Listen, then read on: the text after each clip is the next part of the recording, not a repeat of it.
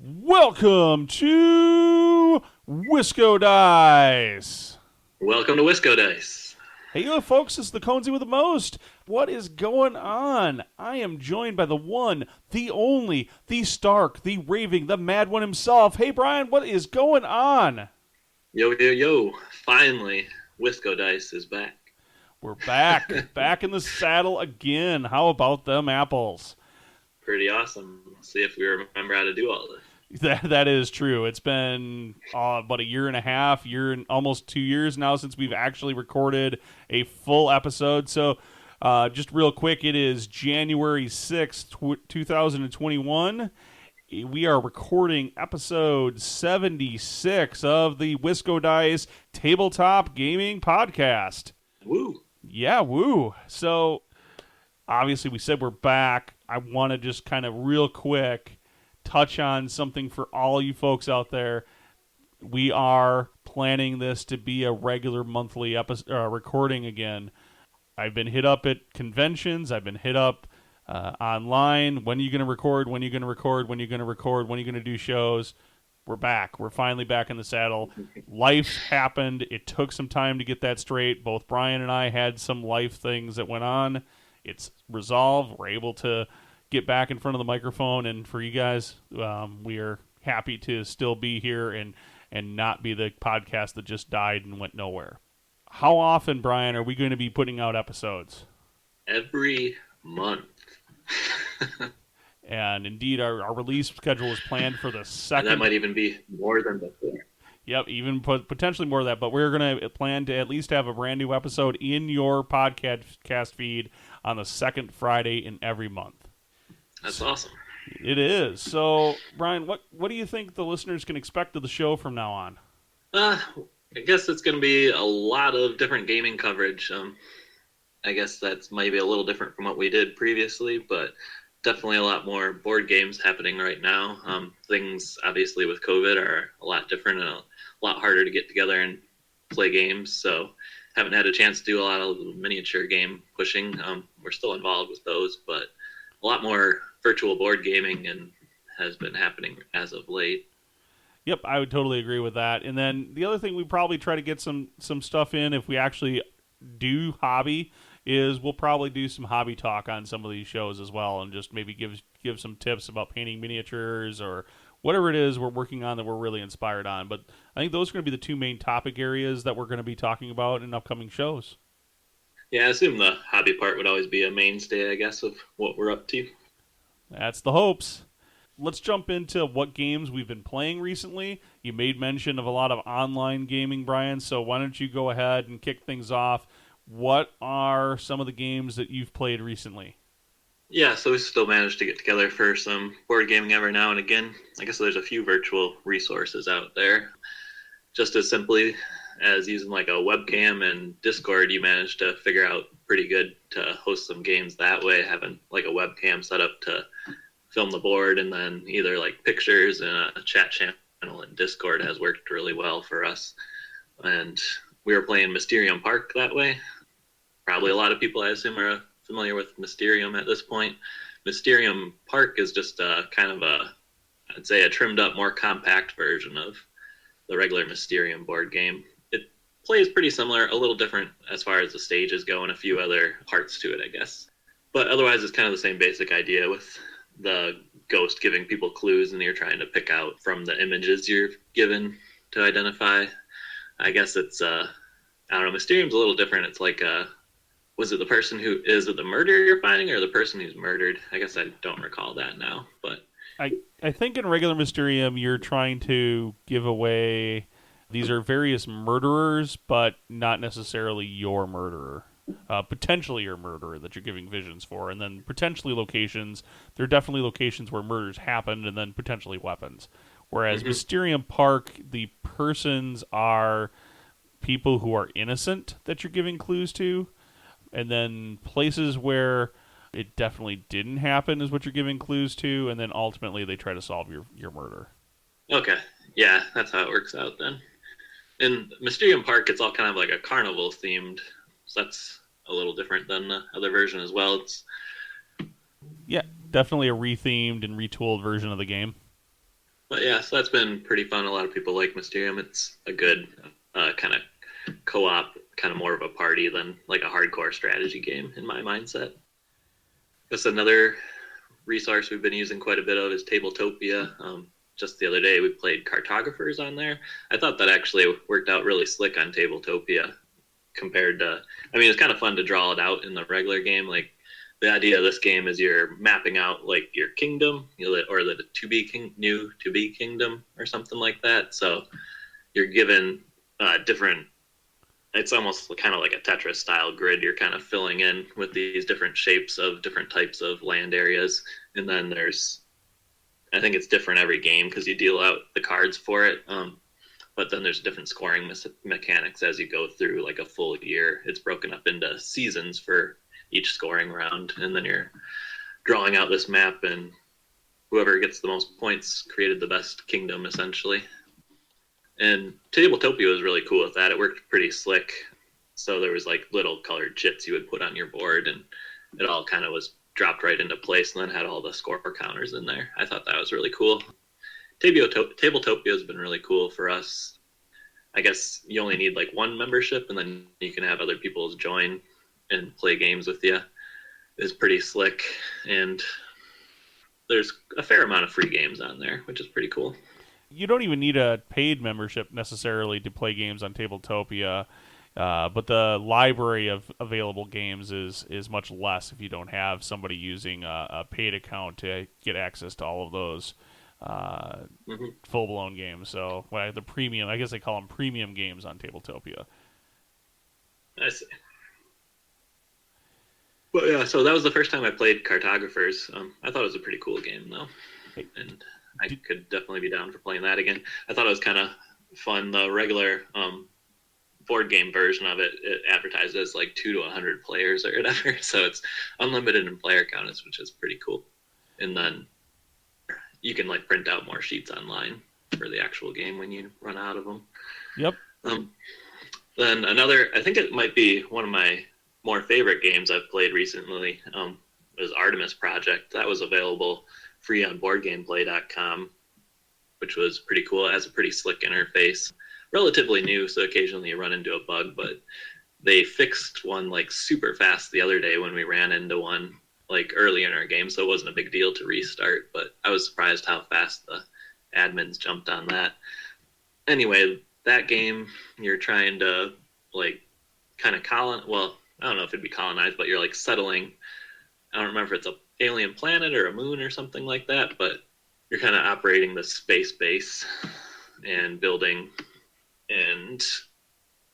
your space station kind of thing, and getting different workers to come for you. I'm not doing the best job of explaining the theme of that, but it's kind of like a dice worker placement thing. So you roll dice, and that value kind of offers you different abilities at the different kind of resource gathering or other mechanics in the game. But I've really enjoyed playing that one lately. Yeah, I think the best way I would describe Artemis Project is you're utilizing dice as basically your workers, so it's a dice worker placement game, and then there's a number of ways to mitigate the randomness of dice. Really simplified mechanics and types of resources, but really, really cool gameplay.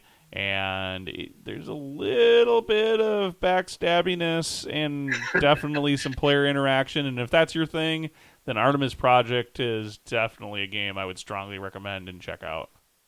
But yeah, so that's been pretty cool. I think that's kind of the bigger ones I've played recently, anyway. How about you? What have you been playing?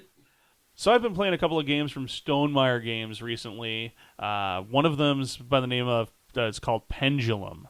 And in Pendulum, it is a real-time worker placement game. Now, that seems to break everything you would think about in worker placement. But basically, there are a number of timers on the board, and where those timers are positioned, if your worker is on a spot where a timer is locked, then you can do anything in that action row. You can actually do the actions where your workers are.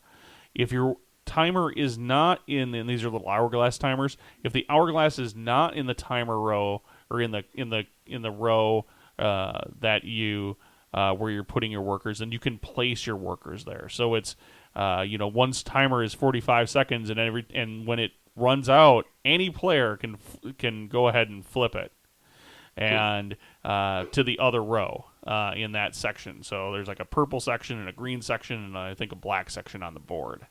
And then based on where your workers are, you're either resolving actions or you're placing your workers, and you can move around your workers if you decide you wanted to place them a little bit differently. It's a crazy hectic game. It's probably not for everyone, but I love it because it's real time and it makes it so that you can't just you can't contemplate out every action in its minuscule detail. You're going to go in and kind of some people, it would definitely be nerve-wracked by this game. And there is a way to take the timers out of it, but it just, in my opinion, that's part of the attractiveness of this game. So that's Pendulum. Yeah, that sounds like a really unique feature. Yeah, and we're actually going to, the same day this show is releasing, you can go to the Wisco Dice website and catch our review of Pendulum. In addition, the other Stonemaier game that I've played recently is Tapestry, and I played it it's one of my most played games in 2020. Very surprisingly so. So for a game I didn't think in 2019 I would even be buying, let alone purchasing now the expansion for it. But they recently released a Plots Employ expansion for Tapestry, and basically in Tapestry you're playing a civilization building game. It's very loosely themed. I should say it's the immersion into the civilization building mechanic is pretty loose, but that the civilization building theme is there. You can definitely feel it in the types of actions. And there's basically on your turn you're going to advance your cube on one of 4 tracks on the outside of the board, and then execute the action on that location where you moved up, and then by spending resources to be able to take that action. And then it may give you a bonus thing that you can do that you could spend some more resources or something for. And then at some point you run out of resources and you have to take what's called an income turn, which is basically you go through a number of steps, play a tapestry card on your civilization board, and do a bunch of other steps, but ultimately gather your income and score a ton of points. And as the game progresses, you tend to score more points. And it's a bit of a point salad game, but it's a really simple mechanics. The big downer with it, or the potentially amazing thing for it, depending on your artistic tastes, are the monument tokens, I guess is what I would call them, but they're like these giant little bigatures that come with the game that you can acquire during the game and place on your capital city board, and I'm not amazed by them, but they're kind of cool looking, and they represent different types of significant structures that you would have built in your capital over time.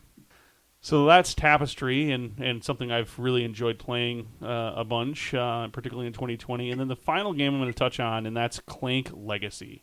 Now, this is not a Stonemaier game. This is a legacy game. And what a legacy game is a game where you're playing the board game, and then over the series of plays, you're going to modify the components to the game, whether you're putting stickers on the game, or you're throwing out components, or you're just ripping up components, or something that you're doing to the game so that the game state will forever be changed. Now, the nice thing about Clank Legacy is when you're done playing the 10 games of the Legacy game, you have a board game that's now completely customized that you can play with your friends, play a customized version of Clank. And in Clank, you're basically playing a deck-building game where you're going to be able to purchase new cards or fight off monsters, and you need to dive into, in the normal Clank, you have to dive into a dungeon and try to get as many relics and then get back out, and whoever scores the most, basically, points, whether it's from gold coins or these relics or other treasure tokens that they acquire during the way, is the winner. So it's kind of a push your luck with deck building as well as a map that you're going to be moving through.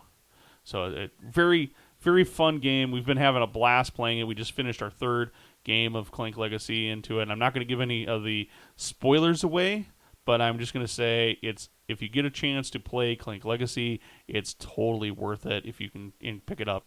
I think it's from 1 to 4 players is what the Legacy campaign goes, or maybe it's 2 to 4 players. You don't need a full 4-player group to play this and get it to the table. That's Clank Legacy. that's really, I think, the three games I've been playing lately that I wanted to highlight today. We'll see what comes up for next month. Now, let's move on to our main topic. So, what are we talking about today, Brian? Another game, Architects of the West Kingdom.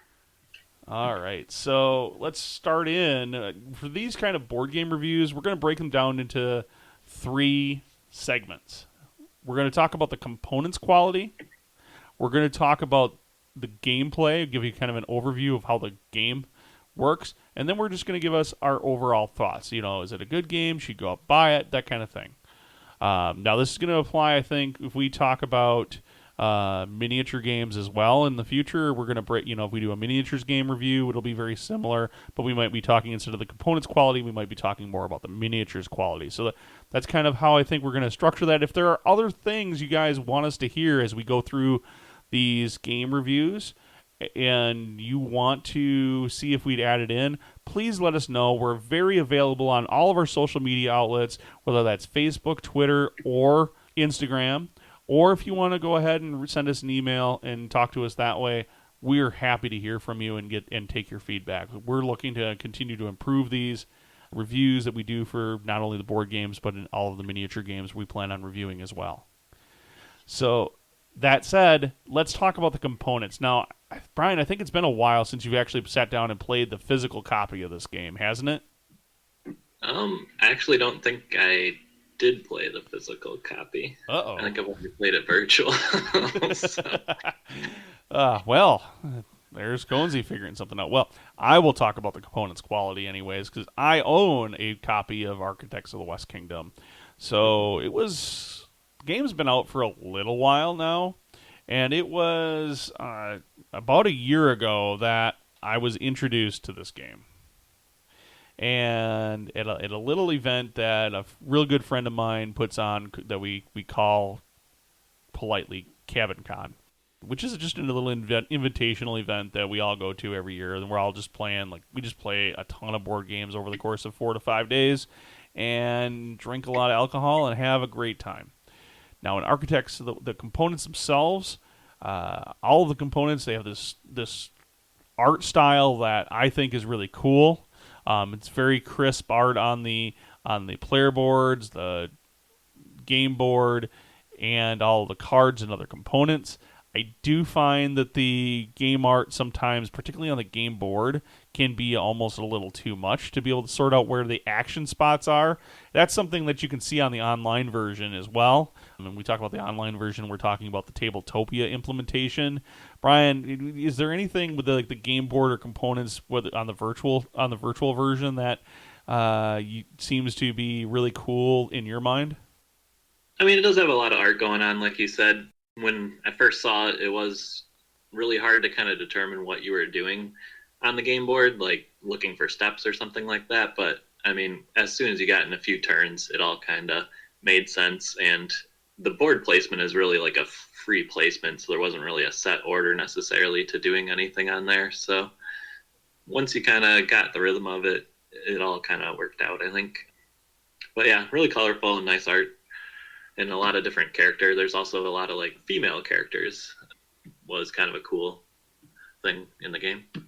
I think as far as the components themselves, all the components are pretty cool. It comes in a really small game box for the size of the game, the amount of table space it takes up. It does take up quite a bit of table space. The board itself unfolds pretty significantly. There's a number of components you have laying around all over the place outside of the boards, and then you have these really thin card player boards that come in the game, and they have this really super glossy coat, and that's the same gloss coat that's on the cards themselves. I find that those tend to slide around, and it's something that holds true for all of the West Kingdom style games, whether you're talking about Paladins of the West Kingdom or the Viscounts of the West Kingdom games. So components just kind of slide around a bit. Wooden tokens that come in the game they're all shaped appropriately. So the marble is shaped like a little blue square. Gold is shaped like a little gold bar. The clay and wood are shaped like what you would expect them to be. There's thick card punch out coins that are included in the game. So there's all the kind of standard stuff. Certainly, if you're a big components guy like I am, the wooden components and the punch out coins they're okay. You definitely wish you'd have something a little bit better, but I'm okay with them. It's definitely, for the price point, it's exactly what you'd expect, but there's a whole lot of game inside that little box for the price point. So, what do you think about the size of components? Are they like pretty easy to handle and not like obnoxiously big at the same time? they're not. No, I think they're pretty much the standard size you would expect. Maybe a little on the smaller side.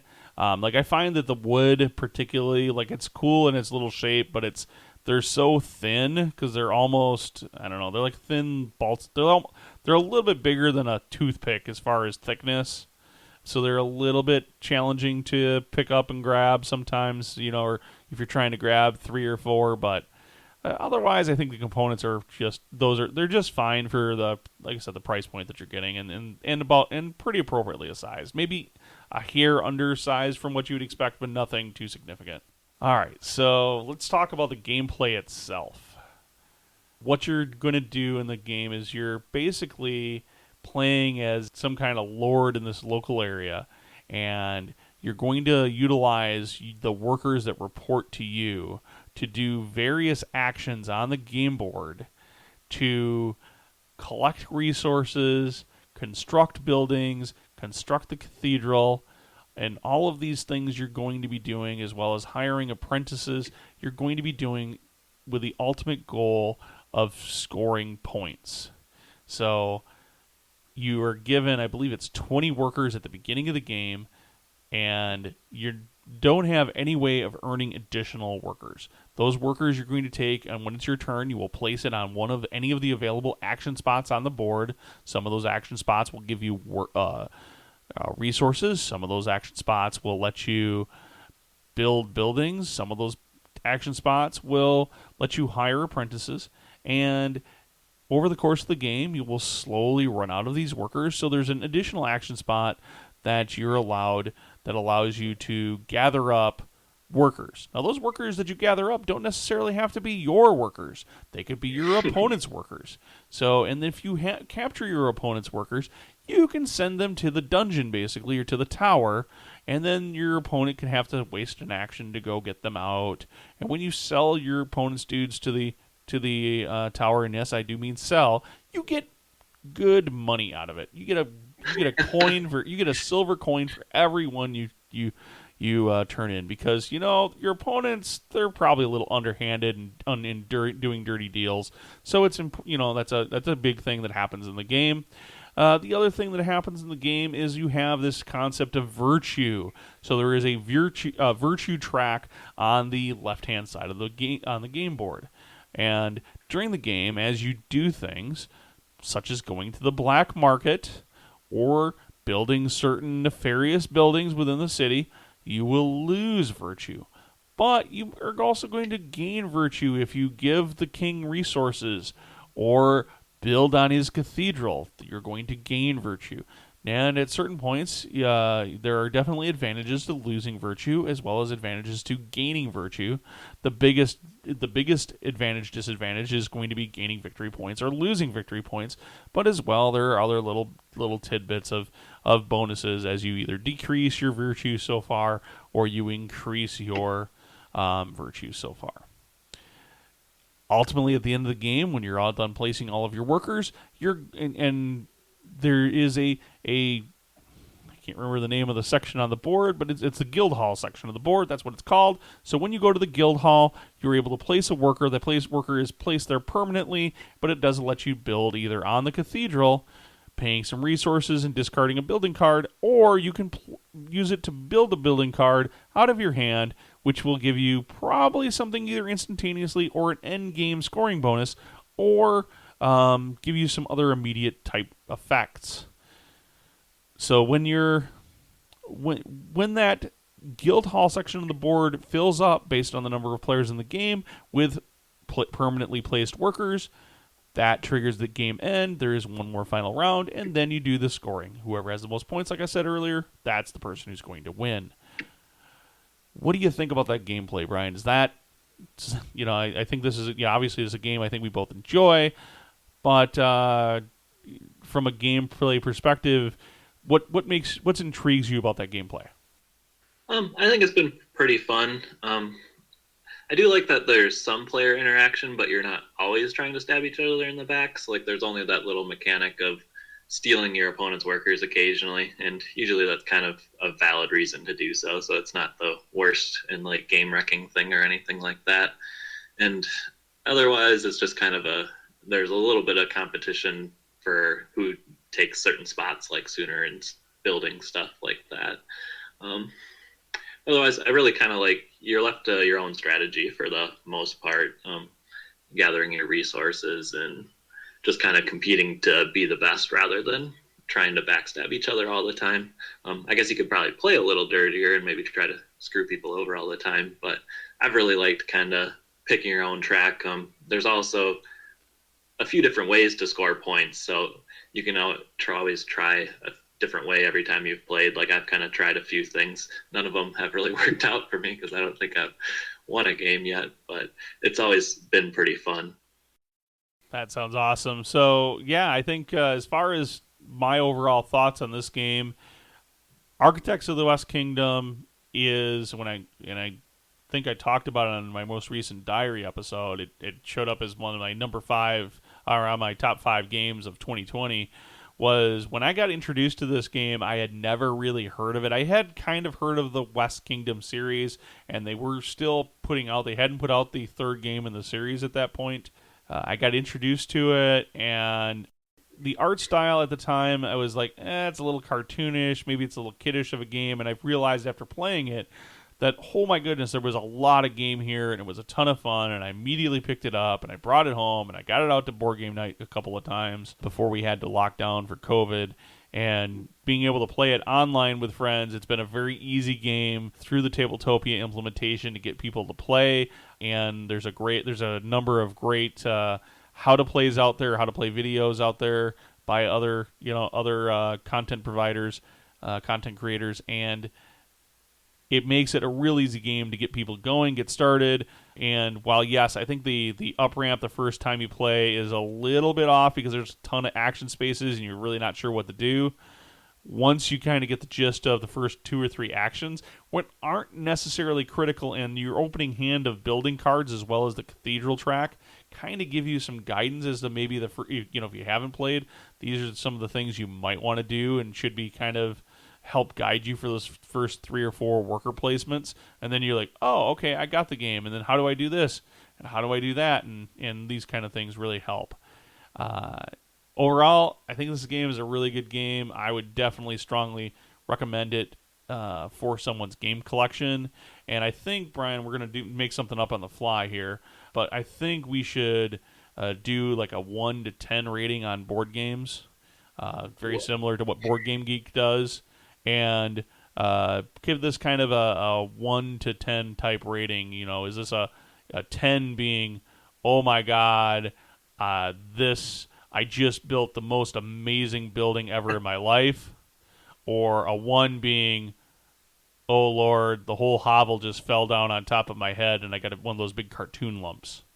So what do you think, Brian? Where would you rate Architects of the West Kingdom on that scale?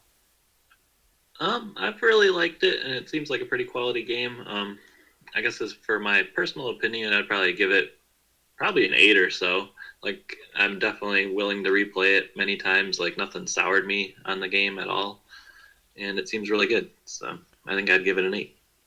All right, and I would definitely give this game. I'd give this game a solid 7. It's got a couple of mechanical things, mostly with the way the physical game components, and I think you'll find that I'm a little bit more harsh on game components than some other reviewers. But I think there's some things with the game components themselves that bother me slightly and take away maybe a little bit from the gameplay. But the gameplay itself is, in my mind, makes up for that. So I'm usually willing to play this. If somebody gets it out and says, hey, let's play Architects of the West Kingdom, I'm usually willing to play it. And I do find that every time I've played it, I've had a very enjoyable game.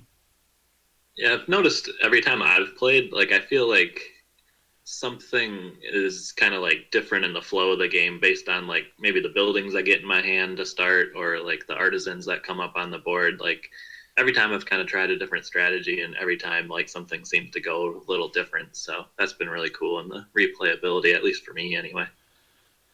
All right.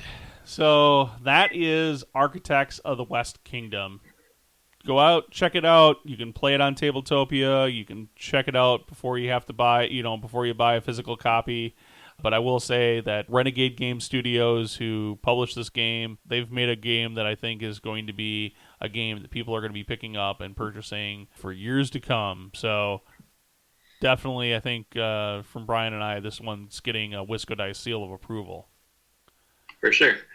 I did have one other question going back to the components. Since there are so many of them, like, is there some way they're stored in the box, or are they just kind of loose and you gotta like bag them all? I was just curious about that. So if I recall, and it's been a while since I unboxed this thing, if I recall, they give you a number of little baggies, and I have all of my components stored in baggies, which is pretty common for board games.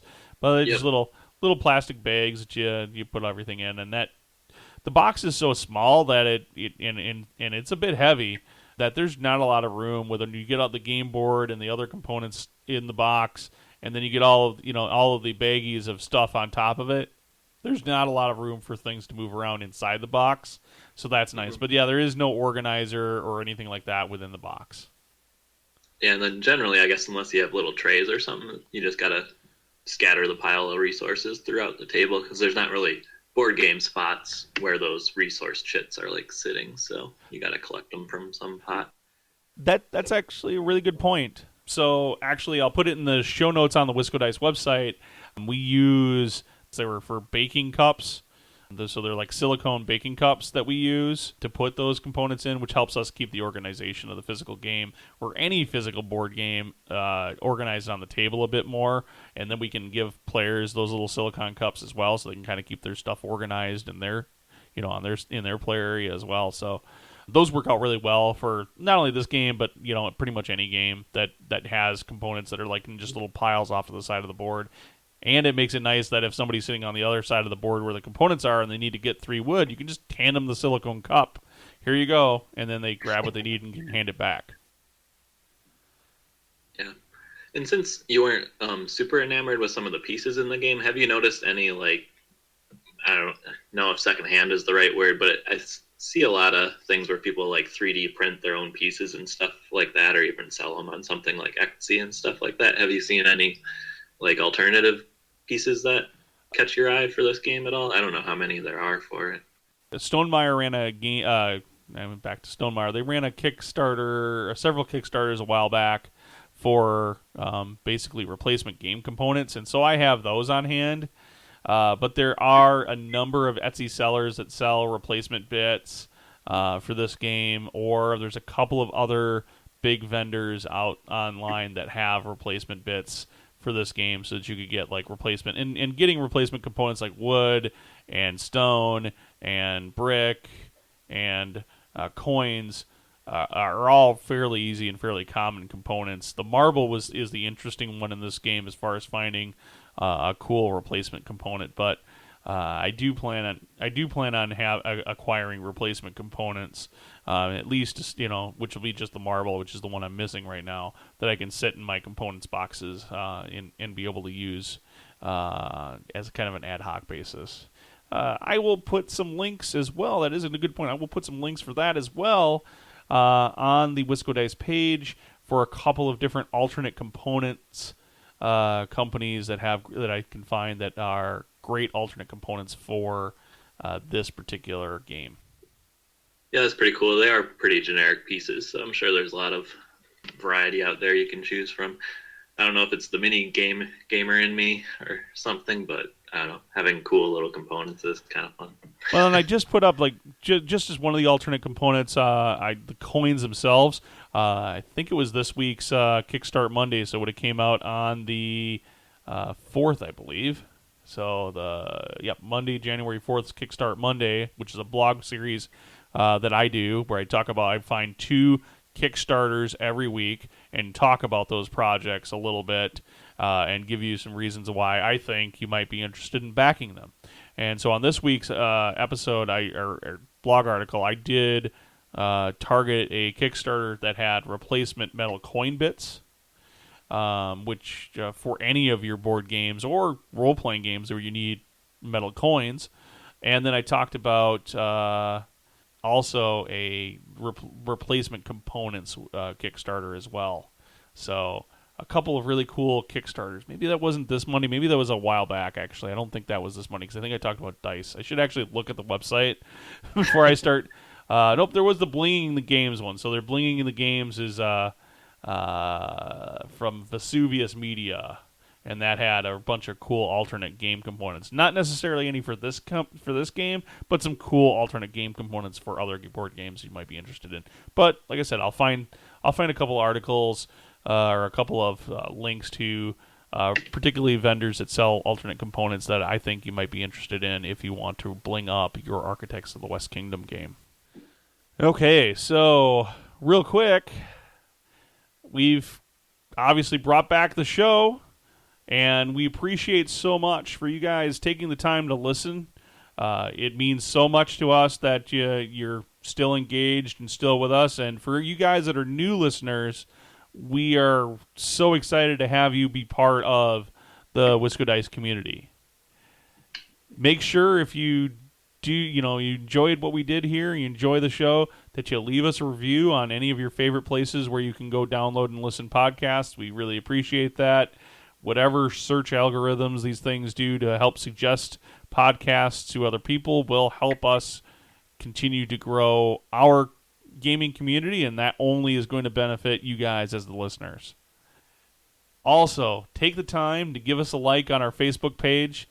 Super appreciate that. Don't forget to also follow us, whether it's on Twitter or Instagram and or Pinterest, which we are just starting to think about doing something with. We've created an account. We are working on trying to figure out how we're going to do some content for that as well. Finally, if you haven't looked recently, make sure you catch up on the blog. We've mentioned the website a couple of times, but just in case you weren't sure, that website is wiscodice.com. Hey, Brian, what was that website again? It is wiscodice.com. Ah, that is right. It is wiscodice.com.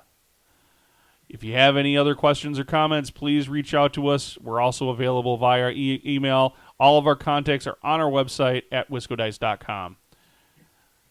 That's it, folks. Until next time, peace out. Bye, bye, bye.